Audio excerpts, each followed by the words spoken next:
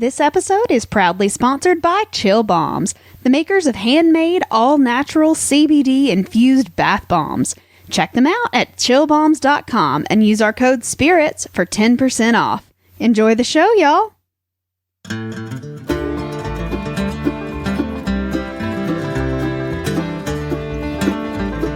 Hey, y'all, I'm Leah Lawrence. And I'm her husband, Mitch Lawrence. And you are listening to the Southern Spirits Podcast, where I regale my husband with Southern stories of the macabre, creepy, and strange. And I drink. So what are we drinking tonight, Mitchell? Our beer tonight is the second in the Rye Hard series. It's Nakatomi Pilsner Lager. Brewed by Singing River Brewing Company and LLC in Florence, Alabama. It's 5% alcohol by volume. And just like the other one we had last week, there's nothing on the can or website. So we'll just move on to how I feel about it. Like I said, it is part number 2 of 3 of these beers that we have in the Rye Hard series. This is surprisingly bitter for a Pilsner for me, but that's a good thing. I really like it quite a bit. It's nice and crisp, and if you're a Pilsner fan, I definitely recommend seeing if you could find this somewhere. It's pretty freaking good. Leah, would you like to try it? Sure. Okay. You haven't offered me a sip yet. You've usually done that before we... Well, you can just grab it, But since there were only 2 of them, yeah, I think you were a little bit more. I can spare a sip. That's it, though. I don't think you're going to like it, but I do. I think it's a really good Pilsner. I actually like it. Well, there you go. That's a positive word from Leah. No, I was say usually Pilsners aren't my thing, but it's drinkable and good, and I'm not sure where the rye comes in, but I'm sure that's what they brewed it with. No, but, me either. The can does say it's a rye Pilsner, so I mean, I guess they just brewed it with rye hops, you know? Yeah, I don't know. It's good. I liked it. I like it a lot. I gave it a 9 out of 10. And, yeah, I recommend it if you can find it anywhere. It is a special series. Don't know if they'll ever make it again, but it's good. So and the can puns are just too good. They are. I can't wait for the one next week. I'm not going to tell you what it is. It's good. But I'm really looking forward to it. All right, our shot in the dark this week is Hugh Wesley's Gin, distilled and bottled by John Emerald Distilling Company in Opelika, Alabama. 40% alcohol by volume, and we've had it on the show before, so if you'd like the full review, refer to episode number 49, which was titled Spectral Thunder Shirts. It got an 8.75 out of 10. Oh yeah, I did too. And the reason I pulled this back out is because, you know, we said on an episode a long time ago, if y'all know of anything, well, I guess it was this one, if y'all know of anything good with gin, tell us, and we have gotten so many. I'm like, I just don't want to try it. But we got an email recently from a listener named Katie who gave us a cocktail to try, and I was like, yeah, that one sounds good. I'm going to try it. It's a shot of gin, a shot of grapefruit juice, and then she said like half of a mini can of ginger ale. I just filled the glass with ginger ale. I like this cocktail quite a bit. It's really good. 9.5 out of 10 on this cocktail, Katie. It's really good, and for all the others that have sent in gin cocktails, sorry. This one sounded good, and I just wanted to try it. Yeah, no, it's still gross. I'm sorry. Now, of the things that I've tried with gin in it, that is drinkable. Mm-hmm. It's something that I would, like, if that's something, someone's, like, specialty cocktail at a wedding, and, like, that's all they had, I'll drink that bad boy, not a problem. It's not that bad. But I still don't like it because gin is gross. I'd put on a fucking hell of, like a summer garden party, and just fill, you know, large tea containers with this in it, 100%. Tea urns. But like with the nozzle on it, where you just, you go up and fill your glass with it. Yeah, no thanks, not for me. I just don't like gin. I've tried. This is a really good, like, sit out in the sun drink. That's nothing's a good sit out in the sun drink. This one is. It's fruity. It's crisp. It's wonderful. And I'm not a huge grapefruit fan either, so that's also problematic. But you know, of the things that I've tried with gin in it, that is not bad, but it is still not good. So I disagree. I like it a lot. So we're going to be shooting some gin tonight, and I can't freaking wait. What if we put the gin in pickle juice? I'll drink just about anything if you put it in pickle juice. I really don't think that would go together. Probably not. It tastes like pine needle pickles, but let's still try it. Well, that's it for the alcohols, Leah. And before we get into anything else, I would love to make some announcements real quick. Ooh, announcements. Like. Yeah. Let's hear them. All right. Well, y'all may know, you may not, but we live streamed our midweek minis this past week on Twitch. So the audio came out on Wednesday. Not great audio because one of the microphones was fucked up. Beside the point. We really enjoyed doing that Twitch live stream. We got like 6 or 7 people at one point. Hey! Wow. 7 people watching us live in our podcast room. I mean, it was fun though. So we've decided to do something fun. Every Sunday, we don't quite have a time nailed down. I'm going to say between 6 and 8 p.m. Central Time is when we're going to do this. We're going to live stream midweek minis just like that every week. Most of the time, it'll just be me and Leah. Not like it was this past week with everybody else because everybody was free. So yeah, we were recording some early episodes for Trailer Trashy. If you haven't listened to that yet, you should. Yeah. And everybody was over here, and I've been dying to hear one of the ghost stories of one of the girls on Trailer Trashy. So we decided to just live stream and share it all at once. And it was fun. It was fun. So we're going to live stream those every Sunday now because it doesn't require much to do it. If you do miss the live stream, that's just how it is because we're only going to live stream that. But we have another special announcement because... Well, I mean, we're still going to release the audio on Wednesday, but video, you got to catch us live or watch it on Twitch. Yes, thank you for clarifying because I missed that. The audio will still be out on Wednesday. We're not going to take that off. Nothing will be removed. So if you don't want to see our hideous faces, you don't have to. It's fine. Or our pretty dogs. You. Our dogs might be involved, though. Yeah, so. They'll probably get in on this stuff. There's a trade out. But we also put it out recently to the Facebook community chat. Should we do Tailgate Tales again?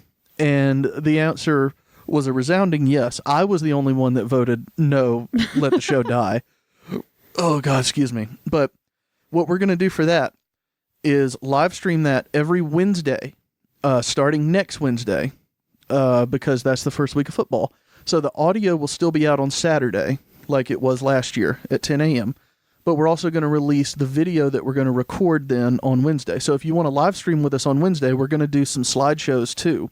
So there will be, some benefit to watching the video and or joining the live stream where we're going to show some stuff as well. Pictures of what we're talking about and that kind of thing. So, that will be live streamed Wednesday. Again, we don't have times. Just sign up for notifications on Twitch because we also work full time. So, finding time to just say we will be here definitely right here, right now. No, but it'll be in the evening Central Time on Wednesdays, and we'll live stream it. But we will record that and upload that video on Saturday to go along with the audio release. Yep. So that'll be on our YouTube channel.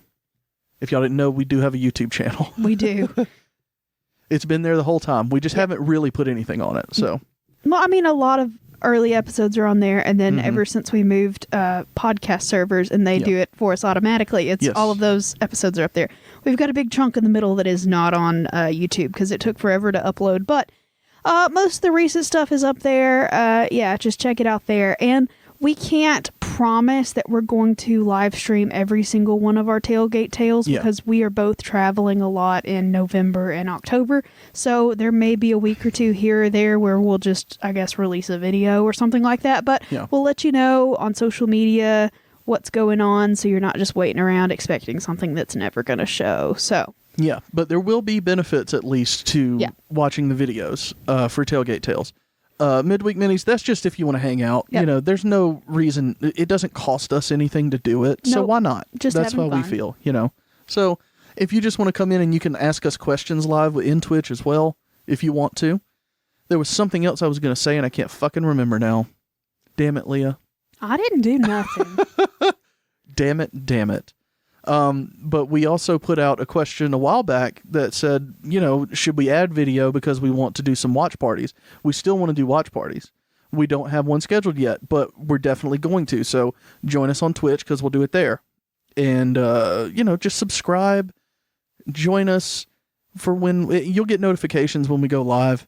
We won't ever do it without letting you know ahead of time. Yep. So, but you can get notifications and join us there. Because we've just always wanted to add video stuff. We got a webcam recently, and it's just been really fun so far. Yeah.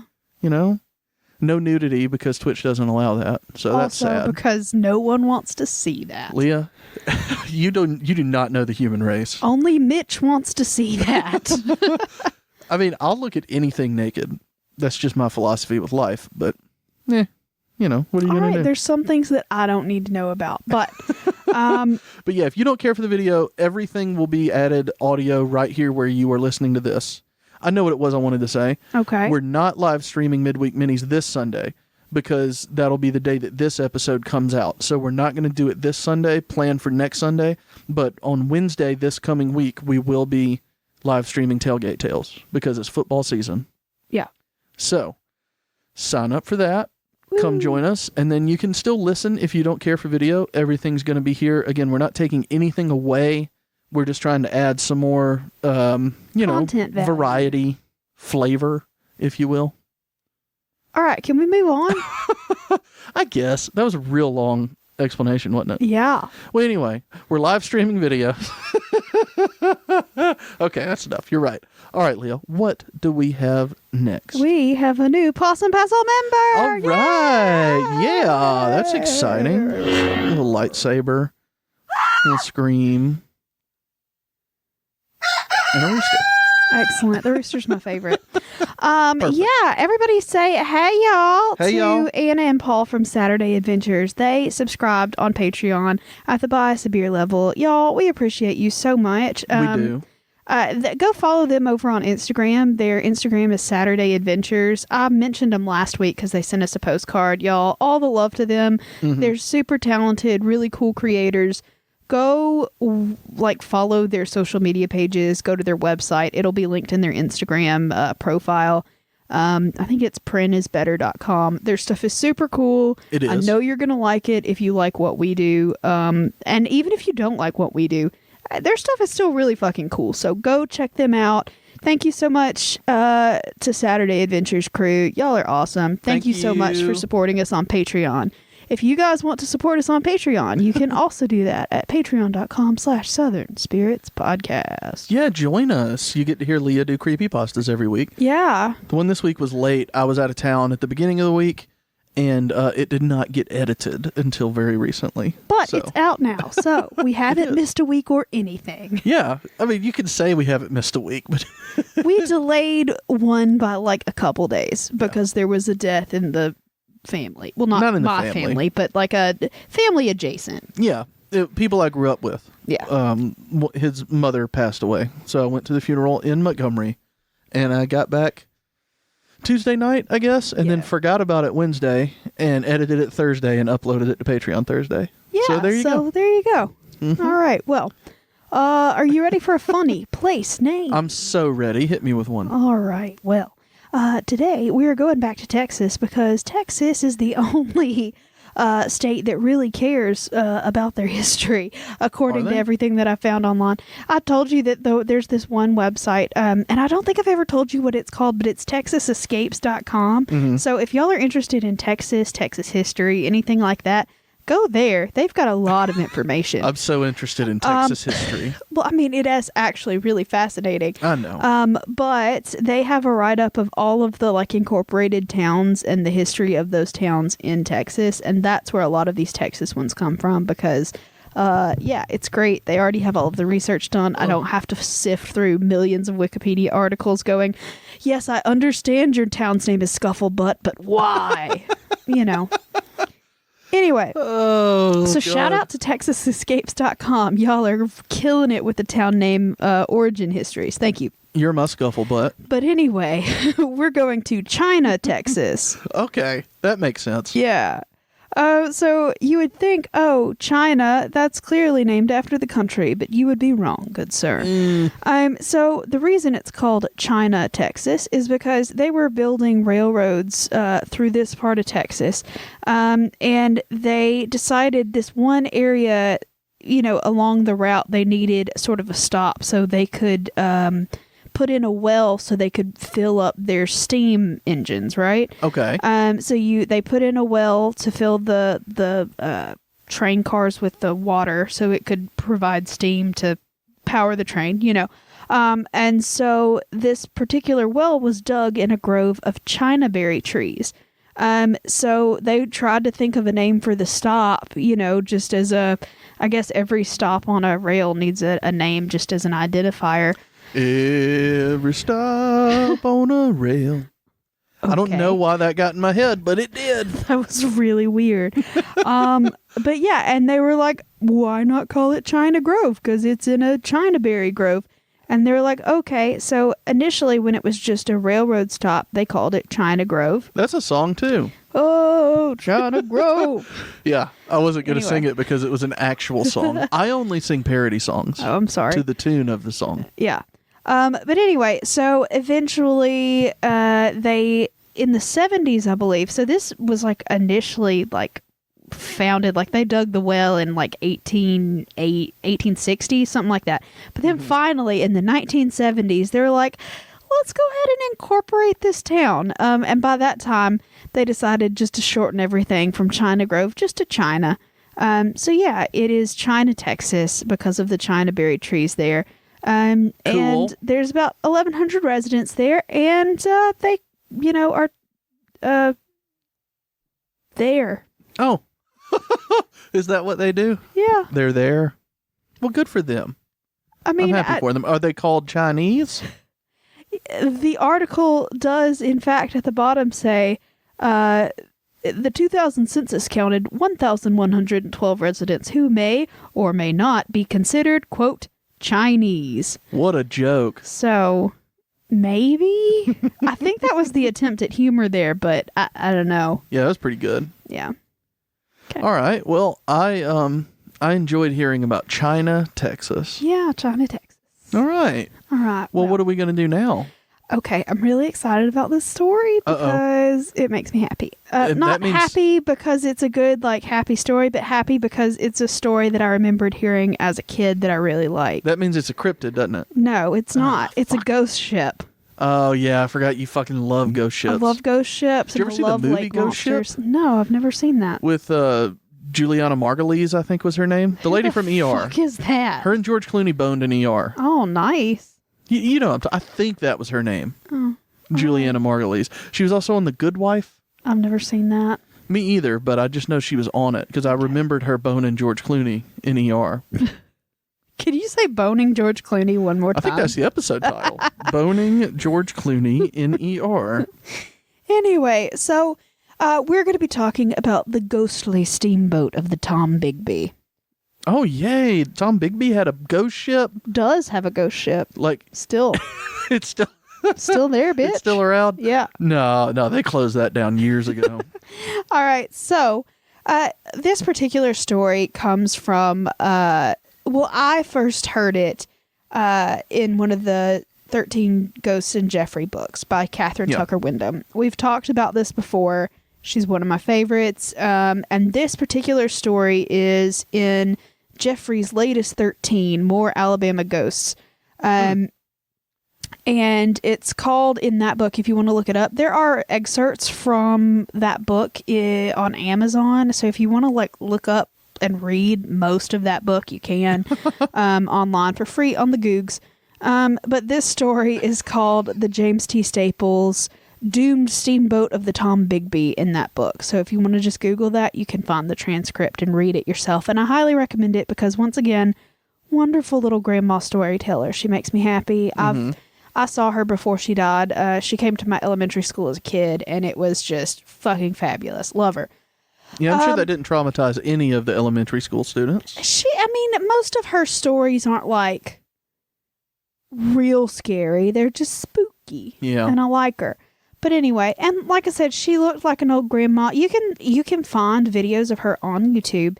They're all old rips from VHSs, and they're real grainy and awful, but just listening to that woman talk is just wonderful regardless of the sound quality. I love it. But anyway, so a lot of this information is from that book, and a lot of it is just me retelling that story because I remember it from when I was a kid. But some of this information is also taken from...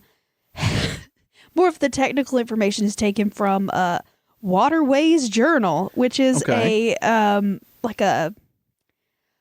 boat and maritime trade magazine that started in the 1800s, and they still make it today. It's a really old maritime publication. So just some of the more technical specifications of the boat, I got a lot of that from an article on that. But anyway. Okay. So let's talk about the boat. Are you ready? I'm so ready to talk about the boat. The boat. Okay. The boat. So the boat in question was a steamboat, and obviously river wheel paddle whole 9 yards, which you think of as like a steamboat. That's what it was. It was called the James T. Staples, and it was built in Mobile at one of the shipyards there in 1908. It was also more commonly called Big Jim.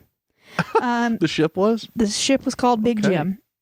Nice. And the Staples was so big that it could carry 2,500 bales of cotton, which was a lot for one ship. Okay. It was the Titanic of riverboats. Maybe not, but it was a big, nice, good ship. So shot in the dark. Oh, God. Oh, there we go. How much did it cost to build? $20. Was it A, $4,000, That was close. B, $40,000, or C, $400,000? And this was in 1908. 1908. I will say $40,000. You, sir, are correct. Yay, you get to shoot the $40,000. Ugh, gross. How exciting for you. Let me finish pouring this shot here. Oh, I actually really like this gin a lot. So, I know that you don't, but, it's interesting, to say the least. It's very interesting. Leah made herself a hot toddy with the Fire Jack Daniels and some apple cider. So that's what she's drinking and or washing this down with. I got to give myself something. There we go. Oh, she's gearing up for it. You might want to sit up to take it. See, we started sitting on a couch when we moved to record, and it makes us too comfortable. And taking a shot while you're sitting back is just a recipe for explosively vomiting. Oh, she hates it. I love this. You okay?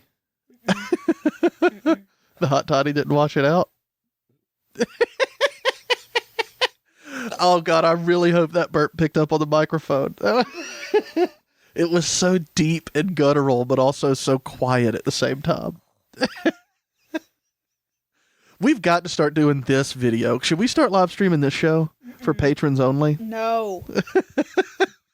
Leah's in a robe right now and struggling to take that shot.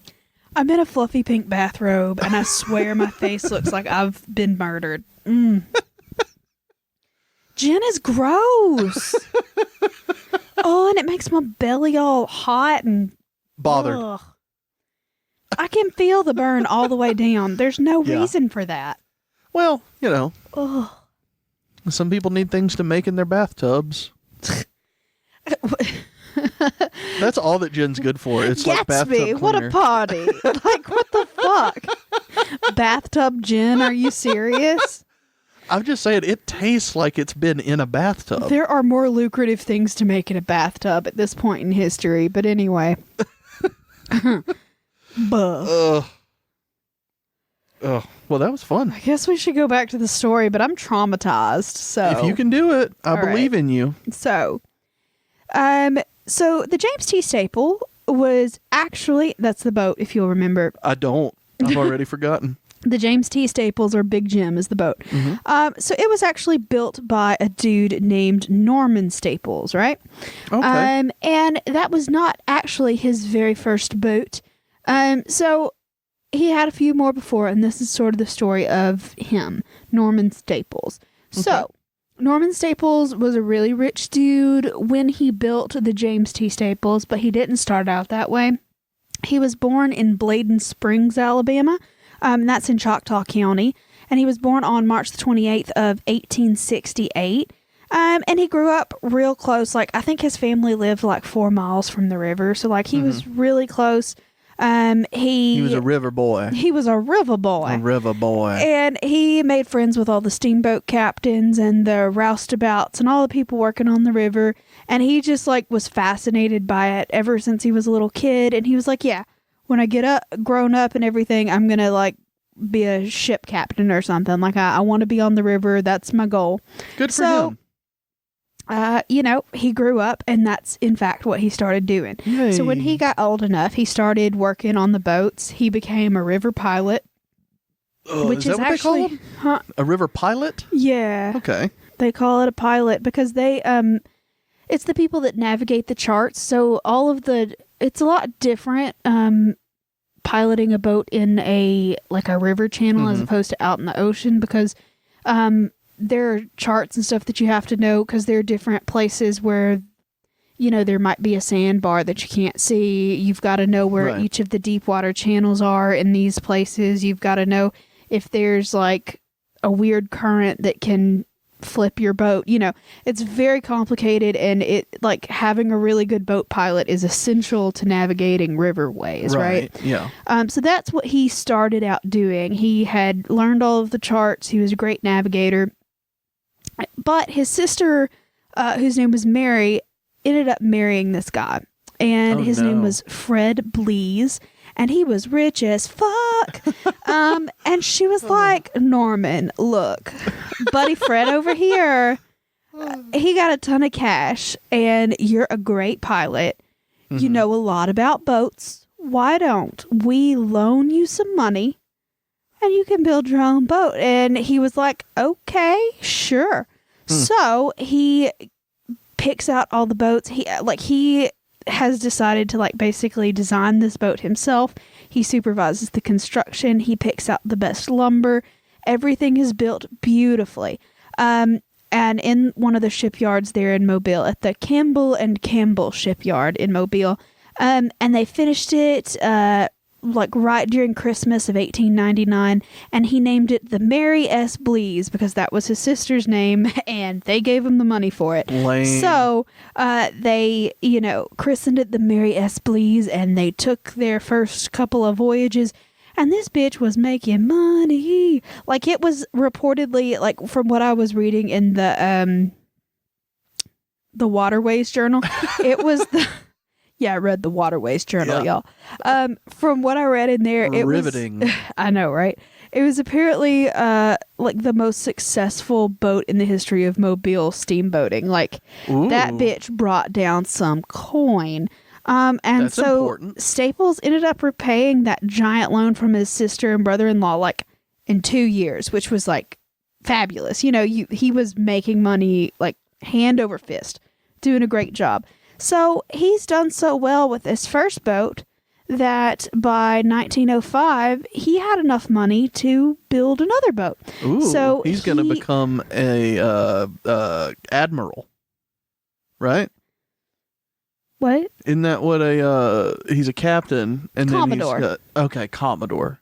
Right? Is it a river Commodore? I have no idea. And then admiral is above the Commodores, right? Because you have a fleet. I'm going off of Pirates of the Caribbean right here. I'm going off Assassin's Creed 4. All right. So neither of us are very good with this, but at any rate. So he started building this second boat, and this second boat he had designed, and he had designed it to where it was really wide and tall. I don't know.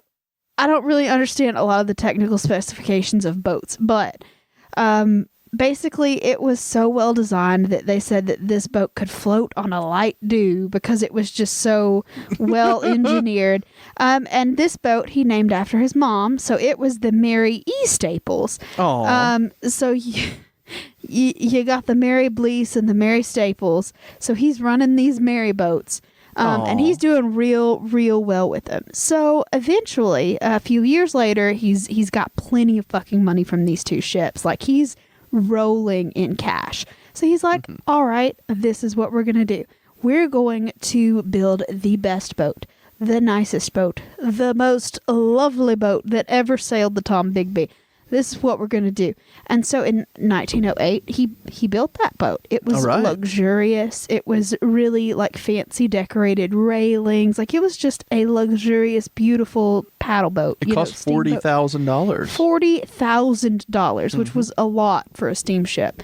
And I mean, there are pictures of it that you can just Google it, and you'll see black and white pictures of it. But it's a really pretty boat. And so Norman Staples talked to a bunch of investors and advisors and his bankers and everything, And everybody's like, yeah, this boat seems to be like something that's going to be great for your portfolio, like you're going to make a lot of fucking money with this Big Jim boat.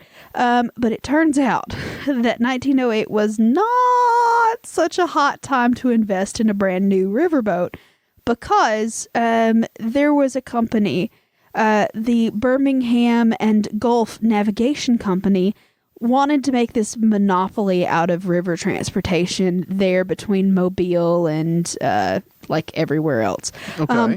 This is weird. Yeah. And so they start buying up basically every boat based out of Mobile. They buy up boats and they buy up boats, and they basically start a rate war with this Captain Staples dude and a couple of other captains that, still had independently owned boats. Because they had basically the lion's share of the market. They could charge whatever and they could undercut these other people's prices. So it got so bad that basically Norman Staples went bankrupt.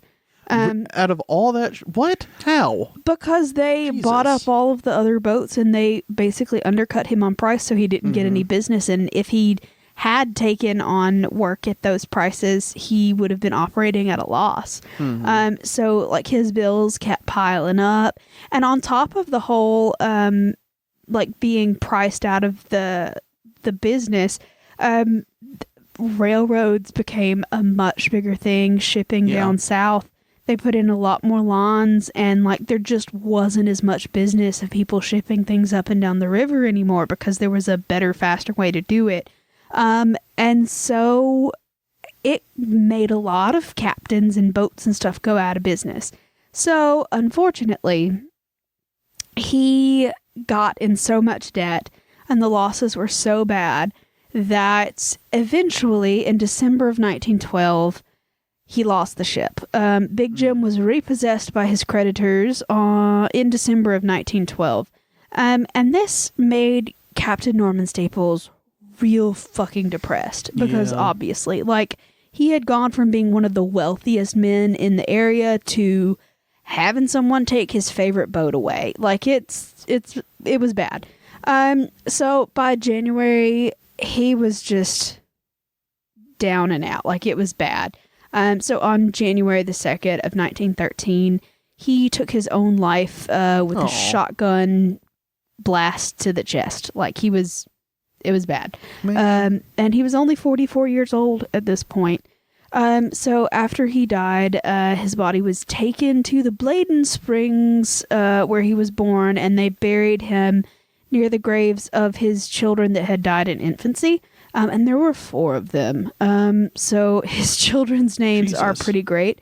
The children are James Alfred, Mabel Claire, Bertha Jadetta. Nice. And just one grave that says baby on it. That's not funny. God damn it. I'm sorry, that was rude of me, but no, Bertha Jadetta is like my favorite name. Yeah. It's a nice name. Mm-hmm. So the funeral happened there in January in Bladen Springs, and tons of people came out for it. And everybody was just sad because he was a really well-respected member of the community. But people just said basically that losing that boat and becoming like indebted again just really broke his spirit. And he's like, just, he couldn't move on from that loss. Mm-hmm. And people were just like, he loved that boat with everything he had and that kind of thing. So, after he had been put to rest, the people that owned the boat now had to get it going so they could try to pay off the debt that he had incurred with the boat. Mm-hmm. So they unfortunately had kind of a problem getting a crew together, though. So the guy who was captaining the boat when Norman Staples owned it, his name was Captain William Gray. And he was like, look, I don't want to work for you anymore because you kind of like screwed over my buddy. So like, I've got to go like be a pallbearer at his funeral. Bye, bitches. Yeah, that's going to take a while. I'm seeking other opportunities. Yes. Bye. So he walked out on him and was like, we're not doing this anymore. Then two of the river pilots that were employed on that boat, Simon Gray and Ed Jackson, also were like, look, we're not working with you fuckers. And they found work on a different boat. So they had to find replacements for three really important roles on the boat. Mm-hmm. And then they also had problems with the firemen. So the firemen are the people that keep the fires that do make the steam boilers boil. You know what I mean? They're the people that shovel the coal in. Okay. Firemen. And unfortunately, they all decided that they didn't want to work on that ship anymore either, because they started seeing the ghost of Norman Staples poking around the boat in the boiler area. And they, one after another, said they saw Captain Staples inspecting the boilers, looking around, and then he would disappear. And it scared the fuck out of them. They were like, we're not doing this. We know that's Captain Staples. We know that he's dead, but that was him. We've seen his ghost. We don't want to be on this boat anymore. Mm-hmm. Goodbye. Now, did he shoot himself on the boat? He did not. He shot himself on land in his own home. Right. So they, the people that own the boat were like, look, guys, it's not, you're just sad that the guy died, but it's not a ghost. It'll be fine. But one after the other keeps saying, no, we saw Captain Staples clear as day. We know who he was. There's a ghost on board that fucking ship. Bye-bye. And so they were like, great. So eventually they finally got enough people together. They finally got a new captain. They got some new pilots. They got some new firemen. They have finally outfitted these people. They've got all of their freight loaded. They got some passengers on board, and they were ready to go. But just as they start taking, not taking flight, because that's not a plane. Yes. Well, there's a pilot. Launching into the river. I don't know how. Setting sail, but they don't have to embarking. I like it. Just as they're starting to embark on this trip on the river, all of the rats that were on board, which apparently river rats are just a big, nasty, terrible thing that just happen in riverboats. So, I mean, they've all got them. But apparently all of the rodents on board start hauling ass and jumping into the water, leaving the big gym. And all the deckhands saw the rats get off of the boat and sort of swim in the water towards the land. And apparently if you're a sea person or a boat dude, that's a real bad omen. It's a known thing. The rats know that something's going to happen. Well, they're leaving because their home is moving. They're just escaping. No, I mean, I think river rats are known to be on these boats. And anyway, that's just an omen of something if the rats are leaving, you should leave too, because something's about to go down with that boat. They have a sixth sense something about these sorts of things. So all the sailors were like, uh-oh, this does not look like a good idea. And a lot of the riverboat crew, just the regular crew people, were like, yeah, we're leaving with the rats. Bye, guys. And so it sort of delayed their departure even more. So eventually they were like, well, fuck. They get another crew together, and finally they start sailing. So, paddling, I don't know. Fuck it. Paddling. It's a steamy paddly boat. And they're floating down the river. So on Thursday, January the 9th, the Big Jim finally reaches the Coffeyville Landing, and that's in Clark County, Alabama. And they moored up next to that landing because the boat needed more fire for its boilers and for the they had passenger cabins and stuff, and they had to provide firewood for the fireplaces to heat, those cabins, because it was January and it can be really cold on the river in January. So they had stopped to get a refresher on all the fuel. So some of the passengers got off to like stretch their legs and go aground and all of that stuff. And some of the officers and stuff went into town and like hung out while they were waiting for all of that stuff to be reloaded because they had some more freight to put on at that stop as well. So they were hanging out. And there's this guy who is only ever referred to as the prophet. Okay. So he was just this old man that sort of hung out near the boat docks, and he was kind of a beggar dude, but he was known as sort of a clairvoyant man, a man that was known to give prophecies. So they called him the prophet, you know, just sort of whatever. So a lot of the times the captains of the ship or the workers would say, you know, hey, prophet, what do you think about my boat?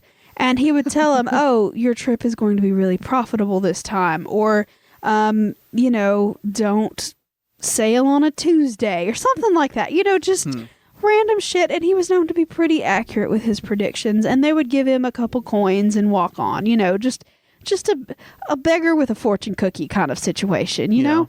And this time, the first mate of the boat, whose name was W.H. Moulton, went ashore and he flips a coin to the prophet and he says, hey, prophet, what do you think about old Big Jim over there? Is it going to be successful? Or are we going to do good with this trip? And the prophet looked at the boat and he said, I don't think you want to know about this. And he said, no, tell me, is it good? Is it bad? What's going on? What about Big Jim? And the prophet said, ooh, it's real bad. I've seen this boat going and coming and coming and going for like the last 5 years, but I don't see it going any longer. Like this is the last trip that this boat's ever going to be on. And so the first mate was like, oh, fuck it. You're lying. And the prophet said, the rats left. You should know that. This is a bad situation. If you don't leave, you're going down with the ship. And so the first mate was like, oh, you crazy old coot, you know. Crazy like old coot. just an old dude. Like, why should I be afraid of this? And so he gets back on his boat. Everybody gets back on the boat. They're sailing back. Well, once again, not sailing. They're voyaging further down the river. Floating. I believe floating. Yeah. Fjording. Are they fjording the river? No. Okay. So they go a little bit further down the river and they are right around Powell's Landing. And it's right around noon or so, and they're 125 miles away from Mobile. And they had started having meals, so for their lunch meals. And apparently the food on board this steamboat was real popular and famous. Like, It was a really nice boat to be on because they provided nice meals, and it was a good place to travel with. So they had just done, you know, eating some meals and all of that stuff.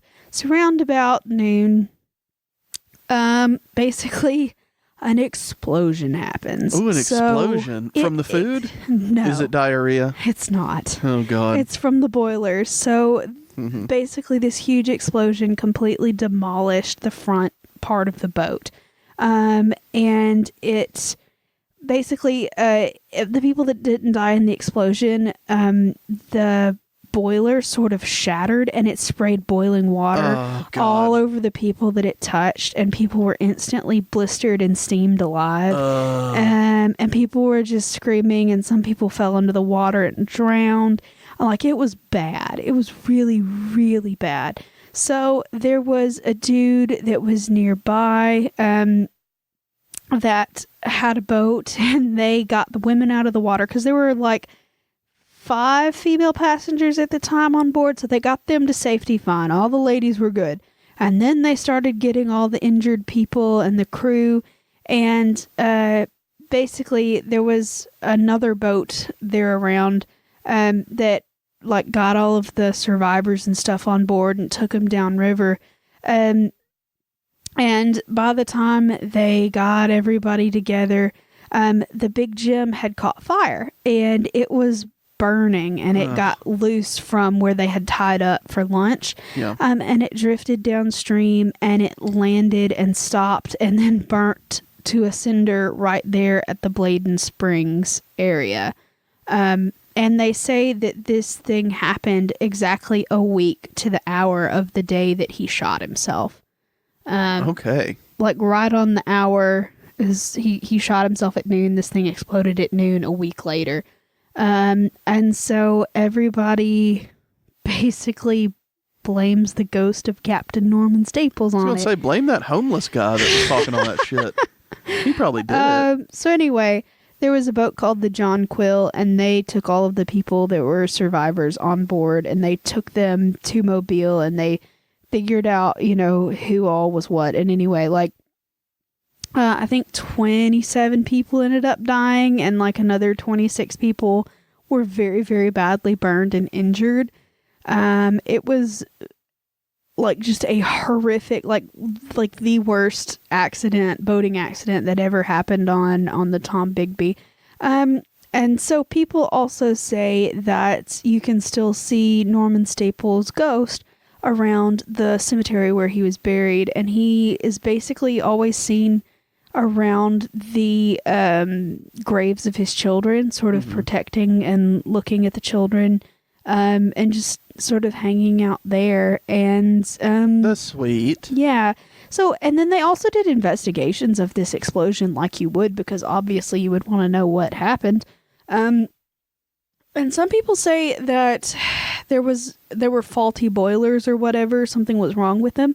But a couple of weeks before this happened, they had all been inspected after that got repossessed, just to make sure everything was together and good.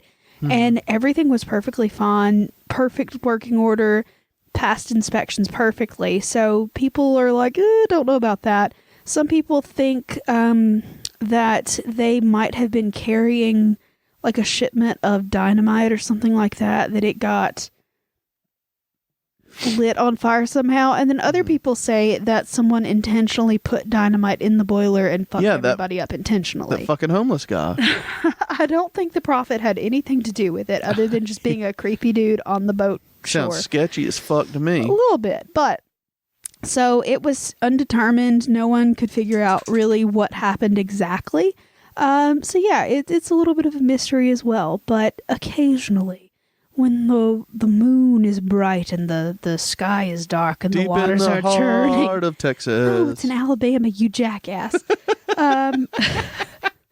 No, they say that you can still hear the screams and see the flickering lights of the fire of the boat as it meets its fiery end. Well, that's nice. On Tom Bigby. I'd like to see that. Sounds terrifying to me, but well, yeah, it does. I don't really want to see it, but So that was the ghost ship of the Tom Bigby. That was a fun story, except for all of the death and destruction, disfigurement and everything. But kind of rough. But one of my favorite stories as a child. So now I'm fucked up. You had a fucked up childhood. Yes. We talked about you getting Fireball whiskey constantly as a child last week. That never happened. And then this week, we hear that you heard, horrific ghost stories. That one was true. No.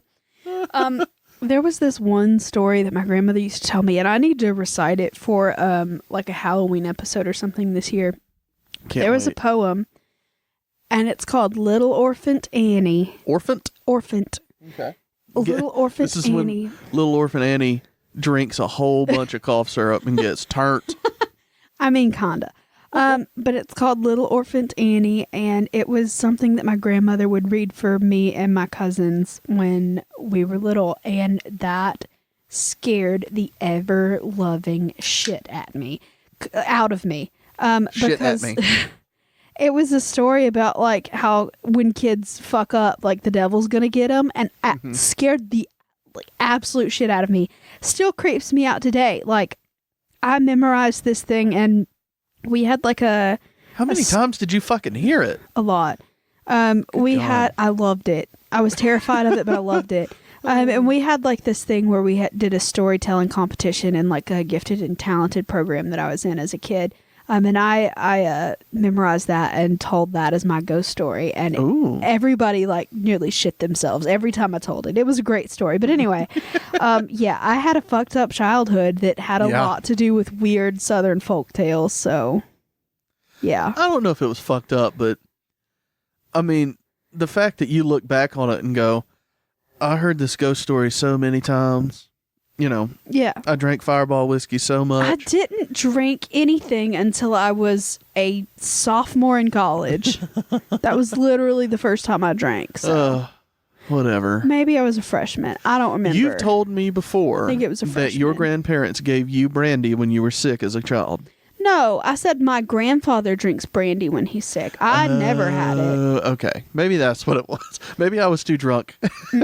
He has a bottle of medicinal brandy, and I think he's had that same fucking bottle of brandy since I was a little kid. But he has a little thing of brandy that he mixes with tea when he's sick. Hilarious. Yeah. Anyway, so enough about my childhood. This is getting really long. Let's talk about mine. No, I'm good. Did you happen to grow up on Pawleys Island in South Carolina? Because that's what we're talking about next. I did. No, I didn't at all. No. We are talking about the Gray Man of Pawleys Island. Gray Man? Gray Man. Okay. Like the color gray. So I read a bunch of articles about this. Most of what I'm referring to came from a Southern Living article, the South Carolina tourism website, and my favorite source, Unsolved Mysteries. Oh, Because I first heard about this story from a weird episode of Unsolved Mysteries that I was allowed to watch as a child. Because you once say again, weird episode like there's a normal one. You're right. But a lot of the Unsolved Mysteries are about like murders and stuff like that. I like the weird ones, like where they get a little esoteric with it. Where they're kind of X-Files. Yeah. When the more like the fertility statue one, or the like alien abduction. Oh my God. It's actually from Florida, so I need to tell that one sometime. But anyway, yeah, and I also got some information from that Unsolved Mysteries wiki because I love that thing. Anyway. Wonderful. So we're talking about the Gray Man of Pawleys Island. It turns out he's a spirit that haunts the shores of Pawleys Island in South Carolina. And he haunts this place for a purpose. He is bringing a warning of impending doom to the people that he appears to. Shot in the dark. God, again at the beginning. Okay. What does the Gray Man warn people about? Does he warn them? Chiggers. No, but... Y'all know chiggers? Those things are so itchy. Yeah, anyway. That's my point. If y'all don't know, they're tiny red bugs. Tiny little like pit... Get in like your leg hair or something. Yeah, they're about the size of the tip of a pin, and they're red, and they get all up in your hair. Yeah. Like your body hair, not your head hair. Yeah, it's miserable. I got into a nest of them one time as a kid, and that was enough to do me. Anyway. Go ahead. So, shot in the dark. What does the Gray Man warn people about? Does he warn them about A, their impending doom? B, fuck off, Dobby. Dobby jumped right in her lap. Excuse me, not their impending doom, their impending death. Impending doom was before. Yeah. Okay. Impending death, B, a hurricane, or C, a disease outbreak. Oh, man. Oh, this will be fun. I'll say a disease outbreak. You are incorrect, sir. Oh, damn. Okay. It's a hurricane. I thought it might be hurricane. But since they're on an island in South Carolina, it makes a little sense that it's hurricane. Yeah. Well, you can continue while I take the shot. You just wanted the shot. No, I really don't. I really don't. Okay. But I'm going to take it. You just keep going. Ho. Anyway. So there are a lot of different stories about who the actual Gray Man is or who he was in life. But I'm going to tell you my favorite one, and the one that most people tell. Like I said, whether it's true or not is very debatable, but this is my favorite story version of it. So there was a dude that was a sailor in the early 1800s, and he had finally come home after like a year or so at sea, and he had like a girlfriend there on the island, and he was super excited to come home because he had made his money and he was ready to ask her to marry him. So he's super excited. He gets back home. He gets his shit together. But she lives on the other side of the island from him. So he was like, you know what? I don't want to wait any longer. I just want to go see this girl. So he gets a servant together with him. Okay, so in some places they say his friend, and some people they say his servant, and some people say is his slave. So whatever you want this companion to be, it has been called lots of things. But there was a person with him that I believe was carrying his belongings so he could go stay with the woman's family. So they start out on this road, and the road I'm still recovering from that fucking shot. I'm sorry. It's terrible, isn't it? Mm. So they take the road, and it's taking a long fucking time because it's a long road, and he's really excited to go see his lady love. So he's like, you know what, dude? You take all the luggage on the regular road. I'm going to take a shortcut through the marsh. I will see you when you get there. I've just got to go see this lady real bad. So the servant goes on the road and is tripping, and he ends up getting to the lady's house. And he says, okay, where's this dude? Did he show up? What's going on? And they were like, no, he is not here. What's going on? So they go out and look for him. And anyway, he ends up taking this shortcut through the marsh, right? And his horse gets spooked or tripped or something. And he bucks him off, and he ends up landing in sort of this marshy situation and is basically quicksand. And he starts struggling and gets sucked down. And anyway, he ends up drowning in the mud and the muck out there on his shortcut. Yeah. I don't know. What? Go ahead. I'm sorry. Because he's like a fucking... Just take the road, asshole. Well... I was going to say, I don't know if it was a comedian or something that I heard not too long ago that said, when I was a child, I thought that quicksand was a lot bigger of a problem. Because every cartoon had something to do with quicksand. Oh, yeah. I remember in 3rd grade that I read a survival manual about how to survive quicksand. Legitimately, really? I did. I remember this in 3rd grade, and I was like, oh my God, now I know how to survive quicksand. So if that ever becomes a problem, I know how to get out of it. And I memorized the steps of this exactly. And I still know how to get out of quicksand. So I'm waiting for that knowledge to become applicable, but... Don't you cross your arms or something? You basically sort of flop on your back and sort of elevate yourself above it and allow yourself to float instead of struggling, and you can sort of push yourself back up on it and sort of backstroke out of it. But so no, you don't cross your arms. No. I was close. But anyway, so this guy gets sucked down into the quicksand and he dies, and she is heartbroken. She is so upset. She's like, bitch, why did you take a shortcut? Never works out. So anyway, she was really, really sad, obviously, because her lover is gone. And so she starts crying on the beach, and she walks around and she cries, and she walks around and cries. And it becomes sort of a routine for her for a couple of weeks after he's died. She just really enjoys being out there by herself on the beach to just sort of calm herself down before she has to go back and do 1800s house lady stuff. Right? So I guess she one day was taking her nightly walk, trying to just grieve and just enjoy the night air and just trying to settle down kind of thing before she goes back home and goes to bed. Well, in the distance as she's walking, she sees a dude on her road, and he's dressed all in gray. And she's like, that's a little weird. I don't usually see anybody out here. And as she got closer to him, she realized she knew who it was. Because it was her lover. She saw his face in this, and she's like, oh my God, I know you, bitch. And he's like, why'd you have to take a shortcut, motherfucker? Why'd you take a shortcut? Shit. And so he didn't really say much to her except, you're in terrible danger, leave the island.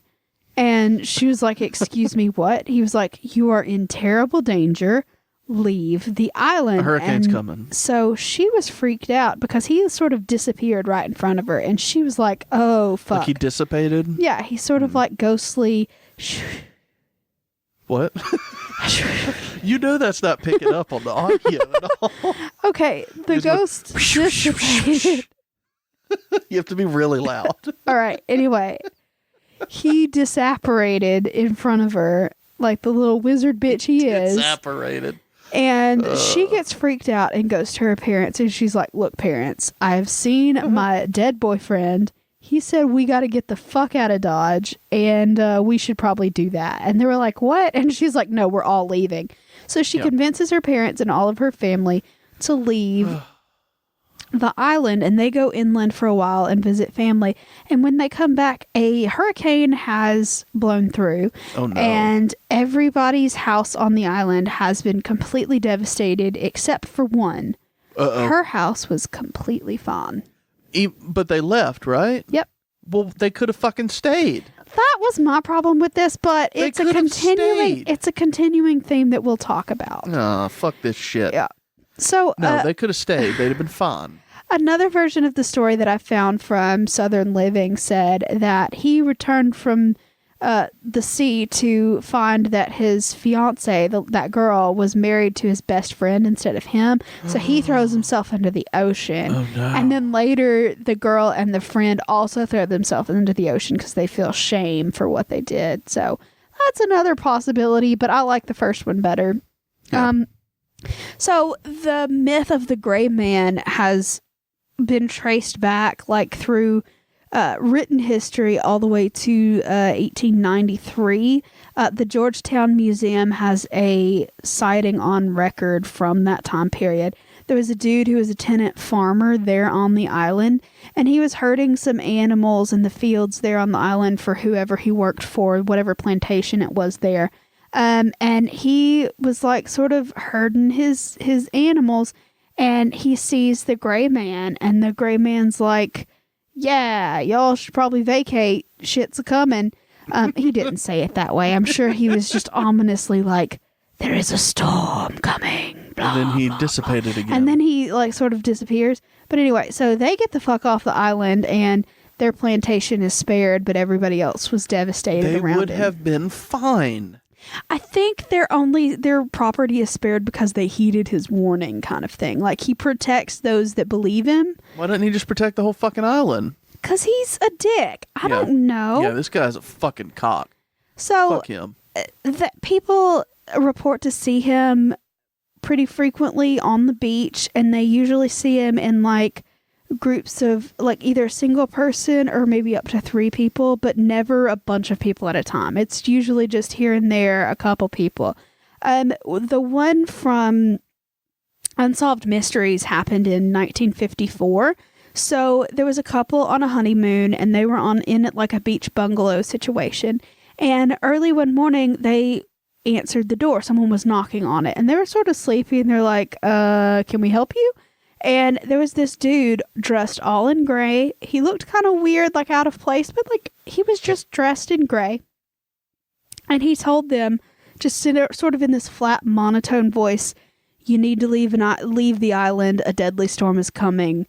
Leave the island. And they were about to ask him, what are you talking about? Mm-hmm. And because the morning was gorgeous, there wasn't a cloud in the sky. It was just beautiful.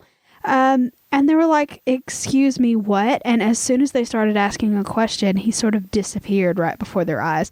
And they got freaked the fuck out, and they were like, look, we don't care what's a-coming, we're leaving.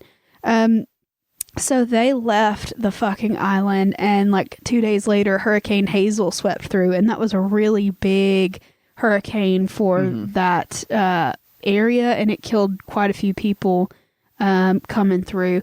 And then that same Hurricane Hazel in 1954, there was another report of a lady who saw the gray man right before it hit. And she said that, they got out of town and her house was completely spared from all the devastation that surrounded it. Even the beach towels that she had left on her balcony to dry were still hanging up. Like, it hadn't even blown her beach towels away. She would have been fine. When it had fucked up everybody else's property. Mm-hmm. Another one was, the Hurricane Hugo hit in 89. It was September the 22nd of 1989. So before it made landfall, basically several different people had seen the ghost before. There was a family called the Moores. There's a couple of them just walking along the beach, and they once again saw this man in gray, and they were just going to say hey to him like you would just someone walking on the beach. Hey, what's up? And as soon as they said hello to him, he sort of disappeared. And the next day, the hurricane hit, and their house received just very minor cosmetic damage. Everything else was like destroyed around them. They didn't really have an issue. And even very recently, last year, Hurricane Florence blew through that area, and it was pretty badly devastated.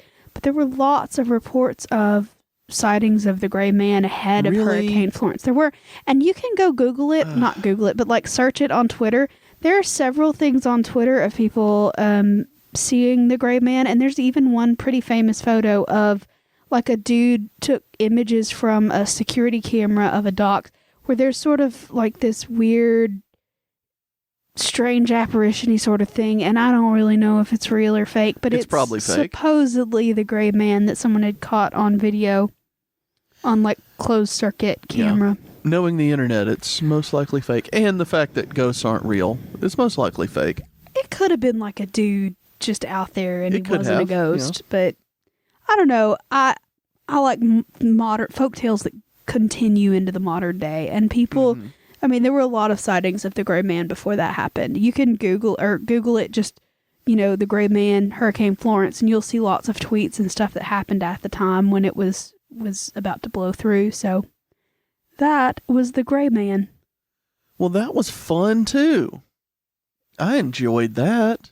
I mean, I'm not a ghost person, but it's fun. Yeah. Fuck around. I thought so. Yeah. Well, how about we get a toast? All right. Everybody hoist your fox mug full of booze high into the sky. Or maybe that's just me. Yeah, that's what Leah has. That's what her hot toddy is, in a fox mug. It is in a fox mug. And let's toast some folks. Okay. If a prophet ever tells you to GTFO, just follow the rats. They know where to go. If you're on Pawleys Island and see a dude in gray, get the hell out of Dodge. A big storm's on its way. Drink. Very nice this week. Thank you. Very nice. Nothing to really make fun of in your toast? Thank you. That's always a positive. Oh, man, that was fun. I enjoyed this week quite a bit. I'm so happy you're not bored by me. Yes, me too. All right, y'all, we will reiterate that we are going to be live streaming coming this Wednesday. We're doing Tailgate Tales, and then every Sunday after that, midweek minis, unless we let you know ahead of time, hey, we're not going to. But, we'll see. You can follow us on all of your social medias as well, Facebook and Instagram at Southern Spirits Podcast. Join the community chat on Facebook as well. We got a lot going on there. We're on Twitter at S-Spirits Podcast. Send us an email to southernspiritspodcast@gmail.com. Join the Patreon, patreon.com/Southern Spirits Podcast. If you have any postcards or other fun stuff to send us, we have a P.O. Box. P.O. Box 1743, Hartselle, Alabama, Hartselle 35640. And it's been a fun week. Leah, did you have fun this week? So much fun, except for the gin, which is terrible. Bye, y'all. There we go. All right, well, we will see y'all next week. Bye, y'all.